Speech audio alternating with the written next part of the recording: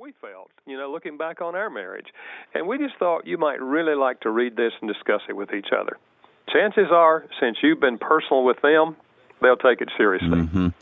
Wayne, I find that a lot of couples will spend far more time discussing and planning for the wedding than they do planning and discussing the marriage. And consequently, the wedding's over in a day, The marriage is going to last a lifetime. At least we hope it will.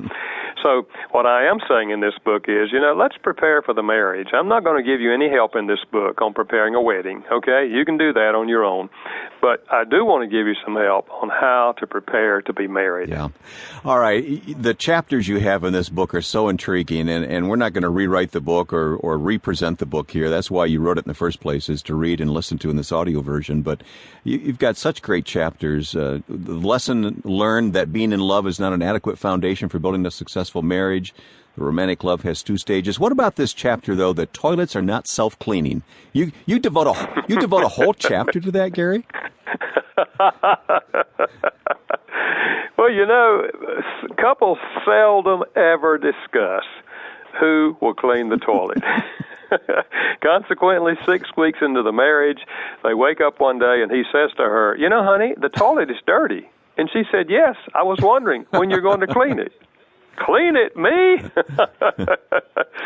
But the chapter obviously deals more than simply with that one issue. It's trying to help couples discuss who will do what once we're married. There's a lot of things to be done after you get married. Somebody's got to buy the groceries, somebody's got to cook, somebody's got to wash dishes and vacuum floors, and on and on and on we go. And couples often don't discuss those issues. They just think, she thinks, I'll do what my mother did. He thinks, I'll do what my father did. But they had different fathers and mothers. They have different ideas of who's going to do what. So I'm trying to help them in that chapter before they get married to discuss those things and to think in terms of what are the guidelines that help us make those decisions. And I think that chapter could be very, very helpful to couples who are contemplating marriage. Well, it also illustrates that you can approach this on a humorous level. It's deadly serious, obviously, in so much of this, but humor comes into play in a marriage as well, and you model that right in this book. Well, one of the things I really felt, Dwayne, as I started to write this book is that most couples are not going to go through a heavy-duty, deep, study about marriage before they get married. Now, a few will.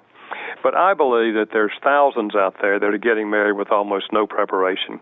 So I wrote this book for the average person, and I wrote it in such a way, as you say, with a little humor along the way, that will engage them, but it will engage them in serious conversation about issues that are extremely important in the marriage.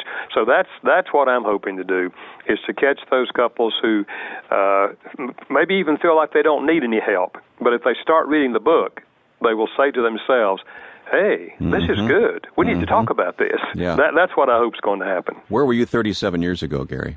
Yeah, I hear you. I really wish I had this information before we got married, which was more than 37 years ago.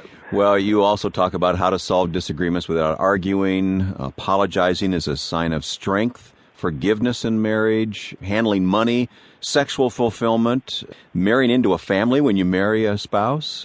Spirituality is more than just going to church. So these are all just very practical things to think about.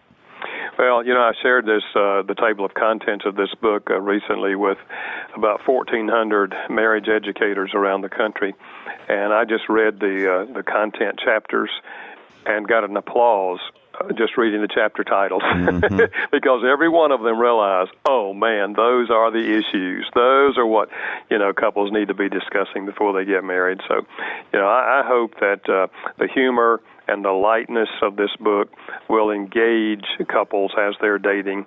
It will help many of them to decide either to marry or not to marry. It'll help those who decide to marry, go into marriage much better prepared than if they simply had, just operated on love. Sure. Well, we're very excited about this book, Things I Wish I'd Known Before We Got Married. But of course, it's built on a foundation. That foundation is Scripture. And it's built on the foundation of your previous work, the 5 love languages, and I know that has to come into play here, too. Yes, we do. I incorporate that in one of the chapters because I think